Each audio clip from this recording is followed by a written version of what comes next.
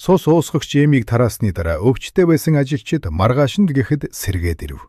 Тэд эм болон маханд баярлаж, араатны яс чанах ажилдаа улам их хичээл зүтгэл гаргана. Мэдээж юунч тэдний дунд байлаа. Тэр хамгийн хурдан эдгэрсэн нь. Угаасаар нүүрэндээ цацсан хүйтэн усаа арчхад л болох байсан юм чинь. Ингээд маргааш өглөө нь юун эрж хүч дүүрэн талбай руу явлаа. Энэ удаад өвчнөөсөө болж тэр шөнийн ээлжээс өдрийн ээлж рүү шилжив. Энэ нь түүнд бүрж таатай байлаа. Юаны заадаг луугийн шүрмэс, барын ясны нударгыг тэр бараг сураад дуусчихсан. Үлдсэн хідэн хөдөлгөөн нь ойрын үед заагдахгүй болортой. Тиймээс өдөр нь ажиллаа хийгээд, шөнө нь ууланд гарч нууцаар бэлтгэл хийх нь илүү аюулгүй. Хүүе, юун хүү? Би энэ гайгүй юу? Хөрш Ван авгаа холоос дуудав. Тэр юуныг дэлдэн гүйж яваг хараад гайхжээ. Юун гинэн цайдган инээмсэвлэж. Ван ихчээ, би бүр мэдлэрсэн. Яан ноёнтон үнэхээр сайн хүн юм а. Түүний эмийн ачаарл ингэж хордон тэнхэрлээ гэж хэлээд таарсан хүмбүртэй цус уусгагч эмийг магтана. Өвн насанд хүрсэн хүний ухаантай түүнд ингэж дэгдэж гүүх нь эвгүй байсан ч бусдын нүдэнд тэр дөнгөж 12 настай хүүхэд. Лиан Чэнью түүнийг сэжигдэж эхэлснээс хойш юун хэтэрхий хэрсүү байж болохгүйгээ ойлгосон юм. Тиймээс жаахан хүүхэд шиг хаяа тэнэгдүү зангарах нь аюулгүй. Ван авгаа атаархангүй. Манай хүн бас яс чанах ажилд явдагч болоосай. Даанч тэнцээгүй юм да. Юун хүүч азтай юм а гэлээ. Ван ихчээ, манайд нөгөө өгсөн махан хоол жаахан үлдсэн. Орой танд аваажиж өгнө. Юун үүнийг хайхамжгүй хэллээ. Үнэндээ Жао Тэжүүгийн өгсөн маханд хор байгаа эсхийг шалрах гэж тэр жаахныг огтолж нохойд өгсөн юм. Нохоо үхээгүй тул Жан Шаро түүгээр хоол хийсэн ч удаан хадралсан тэр мах хатаж хорчигод зүгээр л давстай мод шиг амттай байв. Гэхдээ ядуу ардуудын хувьд энэ бол амьтайн дүүцэх эрдэнэ. Юуны ээж өөд болсны дараа Жан Шаро дүүгээ тэжээх гэж зүдэрч байхад Ван авгайл тэдэнд будаа зээлж өлсөж үхэхээс аварсан юм. Энэ ертөнцид бусдад хоол зээлнэ гэдэг. Дэлхий дээр мөнгө зээлхээс ч хэцүү зүйл. Тиймээс юун ачийг нь багч болов хариулахыг хүсжээ. Яалаа гэжтэй. Болохгүй. Та хоёр өсөж яваа хүүхдүүд өөрсдөө идэх хэрэгтэй. Ван авгай татгалзлаа. Юун сэтгэл хөдлөв. Энэ ядуу зүдүү харгас нийгэмд Ван авгаа шиг өөрөө өлсөж байж бусдыг боддог сайхан сэтгэлтэн байдрал юм байна. Ван ихчээ. Шиако охин чинь бас өсөж байгаа шүү дээ. Та идэхгүй байсан ч охин чинь идэх ёстой. За би ажилдаа явлаа. Юун өөр үг хэлүүлэх завдалгүй гүйн одлоо. Энэ үед Лиан авгийн гол өргөөнд Лиан Чэнью дасгал хийж байлаа. Тэр үнтэй торгон өмсгөд өмсөж хөдөлгөөн нь нэг удаан нэг хурдан салгидна. Удаан үедээ өгжөөний дасгал хийж буй өвгөн шиг, хурдан үедээ ангаа барьж буй ирвэс шиг харагдана. Түүний хуруунууд яг л хорт могоо мэт уян хатан хатгахад бэлэн байрлалд байв. Түүнийг дасгалаа дуусгахад Жао Тэжүү гүйж ирлээ. Гайхалтай. 2 сарын дараа болох шалгаруулалтанд моёнтон та тай шин гүрний дайчин бодох нь гарцаагүй. Лиан Чэнью тоомжиргүйгээр яс чанах ажил ямар байна гэж асуув. Бүх зүйл хэвийн ардууд танд талархаад нойр хоолгүй ажиллаж байна. Сайн байна. Тэдэнд эмийн шарнаас жаахан дараачих. Нэрэ нөгөө юун яасан? Жао Тэжүү зэвүүцэнгүү царай гаргаж. Юун уу? Тэр муу гуйдагчин шиг амтэн үхэх шахсан шүү дээ. Таны өгсөн эмийг уугаад л арай гэж сэрэглээ. Одоо тааралдах болгондоо таныг магтаж явна лээ. Лиан Чэнью инээмсэрлэв. Тэр юуныг хэтрүүлж үнэлсэн бололтой. Тэнэг ардууд тэнгэрэл дуусах юм да. Чи сайн хянж байгаарай. Хэрвээ ажил гүтэмжтэй болвол чамайг шавна. Харин алдаа гарвал толгойтой ч нэрнэ шүү. Түүний хоолойдох хүйтэн өнгө Жао Тэжүүг чичрүүлв. Жао Тэжүү сандарн талбай дээр ирлээ. Юун тэнд модоо тайван гихч нь хагалцав. Юугаа хараад байгаа юм? Ажлаа хий. Жао Тэжүү уута задлан эмийн шарыг асгав. Маа, энэ бол Лиан ноёнтны хишиг. Усанд буцалгаад бие угаавал их сайн шүү. Энэ нь үнэндээ Лиан Чэньюгийн усанд орсон шар байв. Гэвч ажилчид түүнийг булаацалдан дайрлаа. Юун мэдээж хүний усанд орсон шавхрууг авахгүй.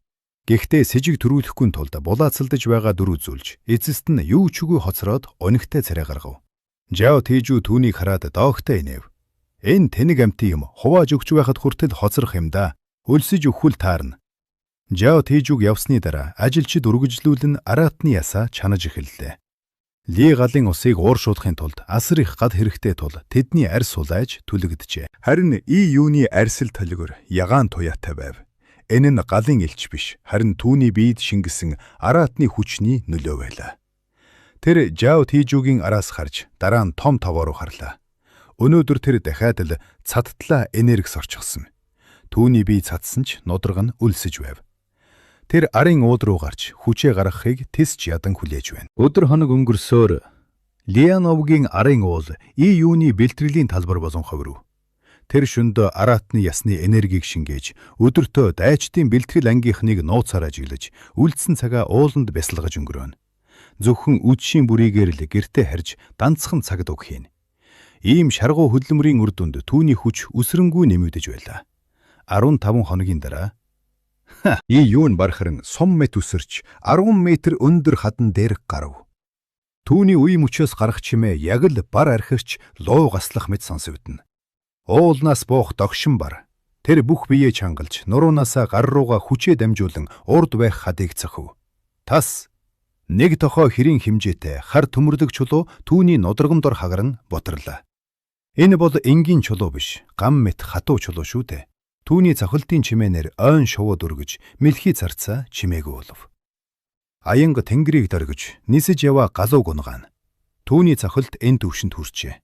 Мэдээж жинхэнэ галууг унгаах болоогүй ч түүний яс одоо ган төмөр мэт хатуу болсон байв. Миний аянгад дуу шат одоо бүрэн бэхжсэн. Дараагийн шат буюу судас нээх рүү орж болох нь. Хүнд судал байдагч энгийн хүнийх битүү байдаг тул байгалийн энергийг шингээж чаддаггүй. Харин тулаанч хүм бие бэхжүүлсний дараа судал сувга нээснээр жинхэнэ тулааны занд ордог. Хүнд 12 үндсэн судал, 8 онцгой судал байдаг. Тэдгээрээс хамгийн чухал нь рен болон дүү химээх 2 судал юм. Эдгээр нь хүний биеийн гол тэнхлэгийг даган байрладаг бөгөөд хэрв энэ хоёрыг нээж холбож чадвал энерги биеэр чөлөөтэй эргэлдэх төгс тойрог үүсдэг аж. Юун дэлхийд байхдаа уншиж байсан зохиолуудаа саналаа. Тэнд баатрууд нь судал, сувга нээснээр гайхамшигтай хүчтэй болдог шүү дээ. Энд ч ялгаагүй. Рен дүү судлыг нээснээр бие махбод дахин төрж хүч чадал нь хэд дахин нэмэгдэх болно. Судал нээх 2 арга бий. Нэг нь бусдын тусламжтайгаар, нөгөө нь өөрийн хүчээр. Бусдын тусламжтайгаар хурдан боловч өөрөө нээсэн нь илүү бат бөх сөөр болдог. Юун мэдээж 2 дахь аргыг сонгосон. Тэр завилан сууж гүнзгий амьсгаллаа. Луугийн шүрмэс, барын ясны нудрагын аргаар тэр амьсгалаа өдөрдөн гаднаас авсан агаарыг дотоод энергитэйгээ холин халуун урсгал болгон хувиргав. Энэ урсгалыг тэр хэвлийн хэсэгтээ хуримтлуулж эхэллээ. Амьсгалах тусам түүний цээжнээс ягаан гэрэл цасарч эхлэв. Энэ бол нэл ягаан талстын туяа. Талст түүнд тусалж байгалийн энергийг хамтдаа сорж байна. Энэ ягаан туяа яг л эрдний дамгт гардаг дорноос ирэх ягаан манан буюу гэгентний шинж тэмдэг мэт харагдана. Түүний дотор бар, зуу архирах мэт чимээ гарч, цус нь гол мөрөн мэт шууг мөрсөн. Хүүх. Амьсгал нь удам хүндэрч, биеийн давлгаан дээрх завь мэт савлна. Тэр бүх хүчээ нэг зэгт төвлөрүүлж байгаад гинт рен дүү судал руу дайралт хийлээ.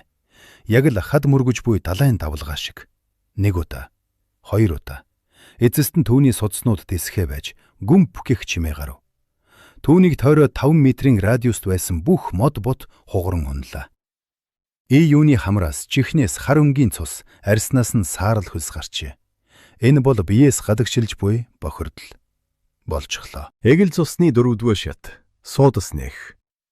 Тэр одоо зохиолын баатрууд шиг нисэж харайж чадах жинхэнэ тулаанч боллоо. Дэлхий дээр үүнийг төгс тулаанч гэдэг бол энд энэ нь дөнгөж эхлэл. Учир нь энд анхдагч энерги, араатны хүчгээд цөмийн энергиэс ч дутхгүй хүчнүүд бий. Тэр үсрэн бослоо. Түүний мэдрэхүй улам хорц болжээ. 10 алхмын цаана өвсөн дээгүүр яваа хорхоогч тэр тод сонсож байв. Тэр шууд ховцоо тайлж шидэд хөрхрээний цөөрөм рүү үсэрлээ. 100 гаруй метрийн гүнд 20 минут шомбож бие угаагаад уснаас үсрэн гарч ирэв. Түүнд солих ховцос байсангүй тул хуучин нойтон ховцоо өмслөө.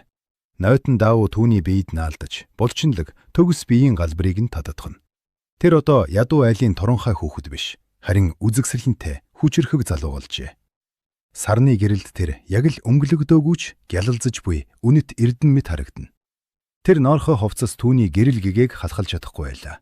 Судас нээх шатанд хүрсний дараа ертөнц тэр чихтэй өөрчлөгдөх шиг болов. Одоо юун нийл ягаан тарстын тусламжгүйгээрч эргэн тойронд орших анхдагч энергийг мэдэрч чаддаг болжээ. Энэ энерги яг л агаар шиг амьсгалах тоолонд бэйдэн шингэж түүнийг дотроос нь өөрчилж байлаа. Анхдагч энерги бол хоолноос ч илүү дээд зэрэглэлийн тэжээл юм. Мэдээж юу нь одоохондоо хоолноос гарч зөвхөн агаар салхиар хоололдог гэгэн даянч болоогүй л дээ. Тэгээд ч тэр дэлхий дээр байхдаа амттай хоолнд нугалсгүй сайн тогооч байсан хүн. Ирээдүйд амжилтанд хүрч сайхан амьдрна гэж мөрөөдөж байтал гинт энэ ядуу буурай газар ирчихсэн нь харамсалтай. Энд ирснээс хойш ганц удаа л мах бараадаж үзсэн нь нөгөө хатсан мод шиг амттай давсалсан мах. Тэр нь ч дуусаад одоо дахиад л шар будааны зутангаар ол зогоож байна. Гэхдээ яах вэ? Ходоод хоосон ч араатны ясны энергиэр сэтгэлээ цатгаж болно. Лиан овог надад хоол өгөхгүй бол би тэдний энергийг эднэ. Юм өнөөдөр ч гэсэн ясны энергийг дуустан сорохоор шийдээд ажилдаа гарлаа. Гэвч тосхонд ирэхэд байдалд өөр байв. Тосхоны төв талбайд хөгшин залуугүй цоглорч хөл хөдөлгөөн ихтэй байлаа. Талбайн болд нэгэн аврах том уул шиг зүйд харагдав. Эн чин юун мэл гайхлаа. Тэр бол аврах том араатан байв. Ийм том амьтан ганц гიშгэхэд л тосхоныг тэр чигтэн сүрүүлэх хүчтэй харагдана. Гэтэл тэр амьтан яг л номхон тэмээ шиг хэвтэж хүмүүс түүнийг тойрон шавжээ. Гинт юун саналаа. Энэ ертөнцид эрэхтэй тэр замда яг ийм араатан харсан шүү дээ. 10 м урт төмөр баган шиг хүйтэй аимшигтай хурдан гүйдэг тэр араатны нуруун дээр сэлэм үүрсэн нэгэн эр сууж явсан. Одоо харахад энэ яг тэр араатан мөн байна. Тэгэхээр Лиан овогт том зочин иржээ. Юун яаран талбайр үгүйжээ. Замда тэр хүмүүсийн ярианаас нэгэн чухал нэрийг олж сонсов. Алтан зуу арим. Энэ бол тайшин гүрний хамгийн шилдэг дайчдаас бүрдсэн элит арим юм. Тэдний үндсэн бүрэлдэхүүн нь дор хаяж нийл ягаан цусны хүрээний дайчид байдаг.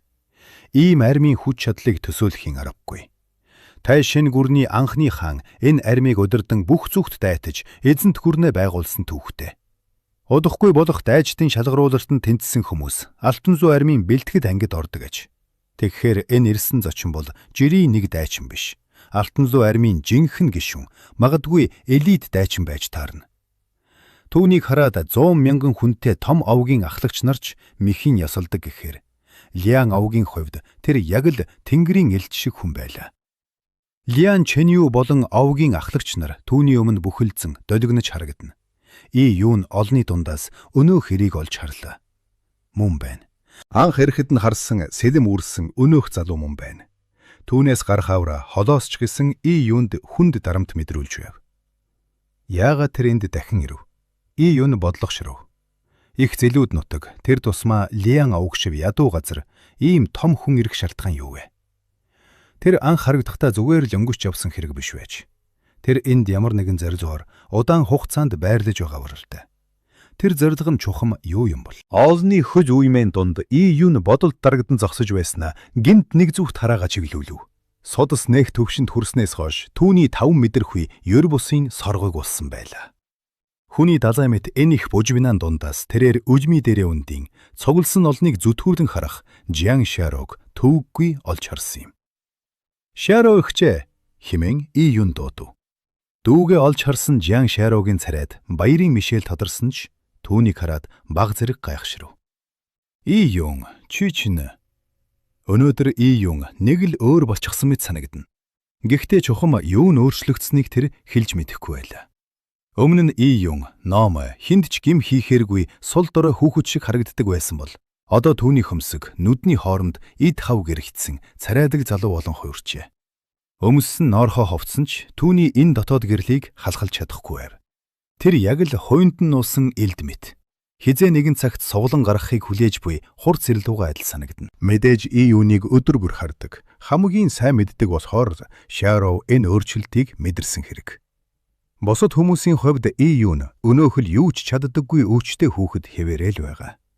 Юун инээмсэглээд "Игчээ, би зүгээрээ хоёулаа урагшаа очиж харъя" гэд Шарогийн гараас хөдлөн олон руу зүтгэв. Судас нээх төвшөнд хүрсэн түүнийг гараа сонгох төдийдэл үл үзэгдэх хүч, олныг хоёр тийш түлхэн зам гаргаж, хүмүүс юу болсныг ч анзаарч амжаагүй байхад тэр хоёр аль хэдийн урагш нэвтэрсэн байлаа. Хүмүүс үүнийг зүгээр л жижиг биетэй хүүхдүүд зай чөлөөгөөр гүүгээд өнгөрлөө гэж бодон хоцров.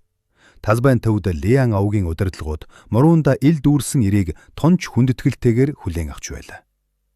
Леан овгийн тэргүүн гараа дадайцтайгч нь догсон ч дотор нь мах өвдөх шигд болж байв. Чэнью доош нь тушаал буулга, үхэр гаргаж найр бэлдэцгээ. Энэ их зилүүд нутагт газар хаглах үхэр гэдэг хэдэн 10 хүний амиас ч үнэтэй эрдэнэ. Хатуу чулуурхаг хөрсийг халаалахад үхэргүй бол Леан овг тариалан эрхэлж өөрсдийгөө тэжээх боломжгүй болно шүү дээ. Гэвч артан луу армийн элч заларсан энэ мөчид тэд байгаа бүхнээ залиослохоос өөр аргагүй. Гэтэл ил дүүрсэн ир гараа өргөн хинэггүйхэн хэлв. Үхэр гарлах хэрэггүй. Би ийшээ ирэх замдаа хэд хэдэн догшин араатантай таарч тэднийг агнсан юм. Тэр махнаас авч бэлдэг. Түүний энэ үг Леан овгийнхнийг цочирдуулв. Энэ ертөнцийн арааттыг энгийн махчин, догшин араатан, сүрлийн араатан гэж 3 ангилдаг. Энгийн махчид бол дэлхийн бар, эрвстэл адил. Жирийн анчид ч урах тавиад агнчихна. Харин сүрлийн араатан нь хэдийгээр хамгийн хүчрхэн боловч ихэвчлэн энергитэй, зэлүүд талдаа бөгөж байдаг. Тийшээл зүглэхгүй бол тэдэнтэй таарах аюул бага. Гэтэл догшин араатан нь нэл ягаан цусны дайчинтай дүүцхүүц хүчтэй мөртгөө хаа сайгүй өргөн уудам нутгаар тархсан байдаг тул жинхэнэ аюул болдог. Түүнээс зугтах аргагүй юм. Гэтэл энэ ир замзуура хэд хэдэн ийм хүчрхэг араатныг төвөггүйхэн агнаад аврах хэрсэн дээрээ ачаад ирсэн байхан тэр. Леан Чэнью атаархсандаа гараа чангатгаж хизээ нэгэн цагт ийм хүчтэй болно гэж өөртөө амлаж байлаа. Ил дүүрсэн ир олон таван үгэнд дургүй боловстой. Ярианы сэдвийг шууд гол зүйлдээ чиглүүлв. Ойрын үед үүлэн зилүүд нутагт томоохон үйл явдлууд болж магадгүй. Тиймээс энд олон гадны хүмүүс, томчууд ирнэ. Тэднийг гомдоож болохгүй шүү. Тэр анхааруулад хоолоогоо засан талбайд цувулсан олонд хандан чангаар өгүүлв. Түүний дуу хоол 10 бэрийн цаанч сонсогдохоор хүчтэй байлаа. Намайг Жан Юшэн гэдэг. Би энд Тайшэн гүрний дайчдын шалгаруулалтанд бэлтгэхээр ирсэн. Би 28-аас доош насны 30 залууг өөрийн түр шав болгон сонгож авна. Та нарт 3-5 хоног тулааны эрдэм заана. Миний заасан зүйлс улсын шалгалтанд заавал ирэх болно. Энэ үг Леан овгийн залуусыг ялангуяа дайчдын бэлтгэд ангийнхнийг хөдөлгөөнд оруулав. Алтан луу армийн дайчнаар хичээл заалгана гэдэг зүүдэнд ч оромгүй завшаана. Жан Юшэн цааш нь хатуухан хэд. Тэр 30 хүнийг би өөрөө сонгоно. Зөвхөн миний сонгосон хүмүүс л цаашид Тайшэн гүрний дайчдын шалгаруулалтанд оролцох эрхтэй болно. Юун тэр даруй нөхцөл байдлыг ойлголоо. Жан Юшэн бол зүгээр нэг багш биш, харин шалгалтын эхний давааны шалгагч байх нь.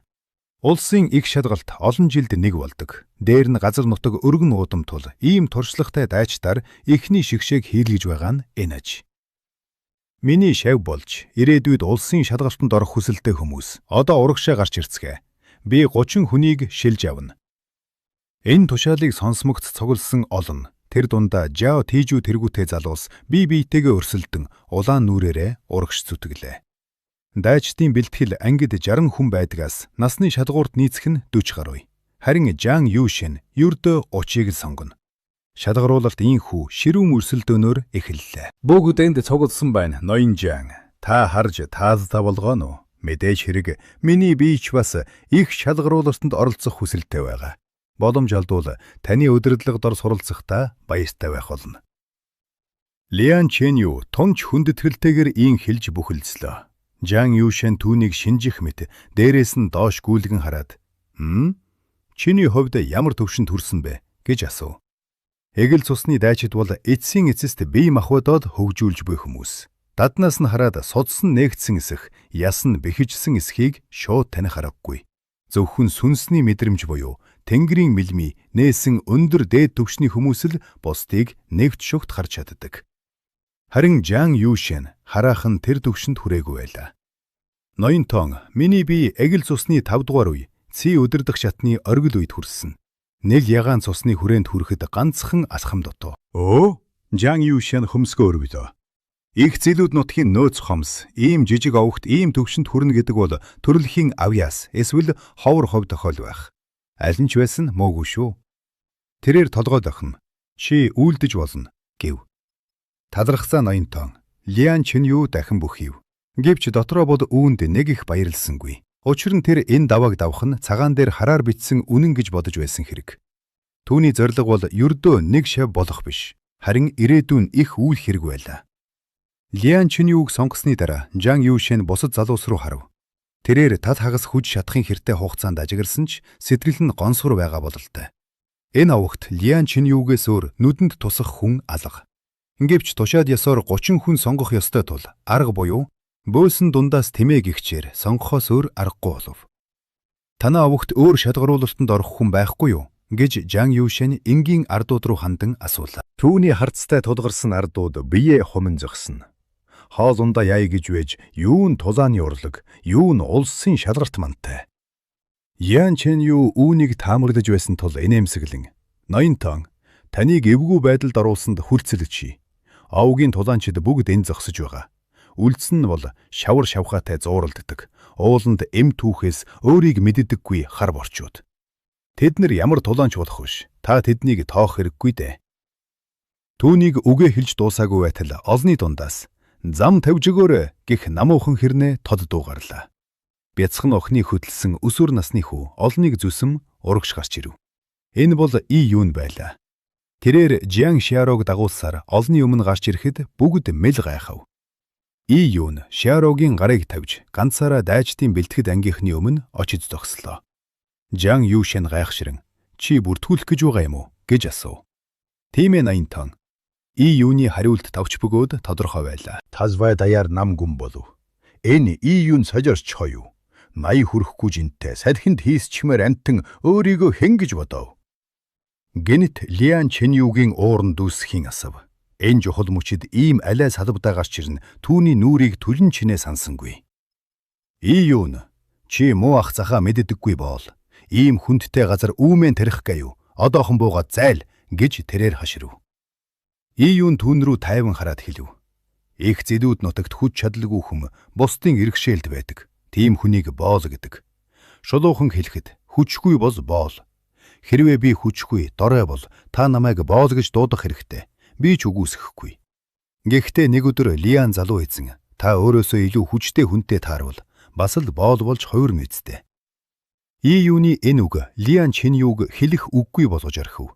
Бяцхан боол түн рүү ингэж хэлж зүрхэлнэ гэж юу. Харин Жан Юушэн сонирхонгүй нэмсэглээд хүчгүй бол боол гинэ. Сонирхолтой юм. Ийм жижиг овгийн хүүхэд гэхэд их зөв сэтгэж байна. Чиний зөв.